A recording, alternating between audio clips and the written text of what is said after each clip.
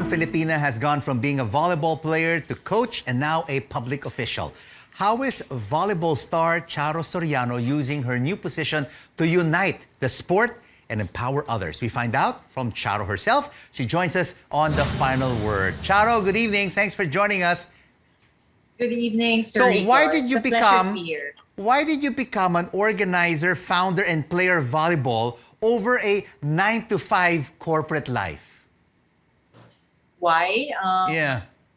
I think basically it just really is because of my passion for volleyball. I mean, come to think of it, it's the only thing that makes me wake up at 4 a.m., 5 a.m., very much excited, willing to really wake up with a good mindset and either train as a player or be there as a coach or go to the event as an organizer. So it's really something that I'm very much passionate about. And the sport has taught me a lot and has given me also a lot of the lessons and the insights that I have that I also bring about in my life today. So yeah. Love, passion, waking up at 4 in the morning because you dream, you live, you eat volleyball. And now, Charo, you've been able to unite the sport under one league. Was it a difficult journey? Sir, I would just like to clarify. I don't think I did any part in the unification. It was a confluence of events, Yes. if I can say it. And I'm just very blessed to be a part of it, if I can say that. But a lot of people have been really hoping and they've been doing a lot of things to also try to unite the different sectors of volleyball in the Philippines, both volleyball and beach volleyball together. And what I can say is I'm just very hopeful and also I'm very much excited with the plans that we have for the Philippine National Volleyball Federation. And I'm very lucky to also be in contact and be, working with people who know more than me. So I'm here to learn from them and I'm here to really just be of service to everyone. And how are you empowering women in the sport, Charo? Again, I was also a panelist in the Sports for Women Empowerment and Employment Program with the Sports Council of the Philippines, and they asked me this, and what I can say is volleyball in the slightest form is also a stereotype sport for women. However, there are a lot of things in our sport that have not been very, how can I say this, an opportune thing for our gender. I think we should be able to also increase the number of coaches that we have, women coaches that we have, and not only women coaches, but also officials and also leaders. And that's something that I'm willing to work on, and I'm also willing to learn as well. You mentioned the word stereotype, Charo. And as female players, you ladies sometimes get objectified because of your playing uniforms and sometimes get judged for your physiques. How do you deal with issues like these?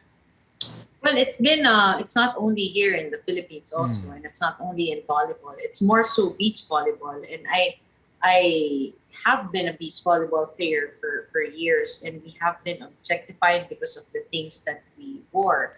But come to think of it, what we want to really explain and we want to educate and make everybody aware is that volleyball and beach volleyball, they're sports. They empower women and we showcase our skills. We showcase our competitiveness and we showcase our talent. And that's something that we should celebrate instead of objectify. The uniform is because innately it's the beach. People wear bikini, people wear less clothes in the beach because of the heat. And that's something that a lot of people do not understand also, especially coming off in a very, very conservative culture and religion. And I know for a fact that people have been talking about it also, not only here in our country, but also globally.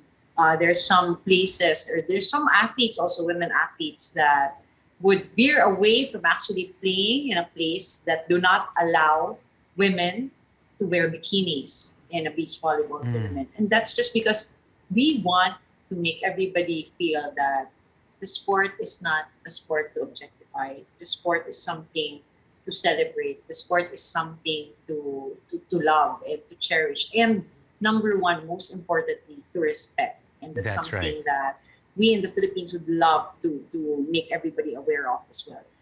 Respect is indeed very important in any sport, Charo. And you are a beacon. You are a role model for many Filipinas in sport. What advice can you give your fellow women who want to make sports their life, their profession? I mean, here we grew up in a patriarchal, of course, community and a family.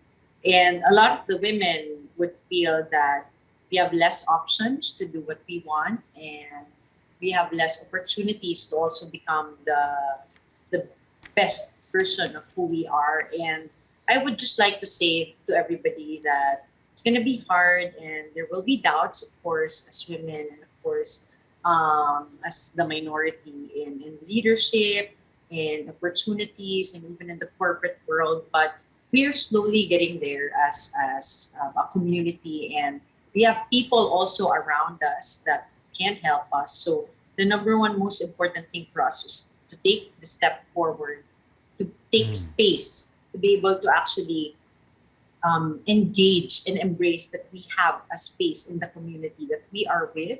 And as women, we can also look up to other women as well. Like I have looked up to a lot of women also in my life, and I want to be able to say that to have a mentor, to have a leader, and to have someone who will be there for you and to really guide you is very much important. So yes, take space as women. It's scary, it's tough, but we're all here for one another. And at the same time, get that mentor, get that somebody who can be there for you and who you can also be there for. Thank you, Charo, for being an inspiration. Charo Soriano.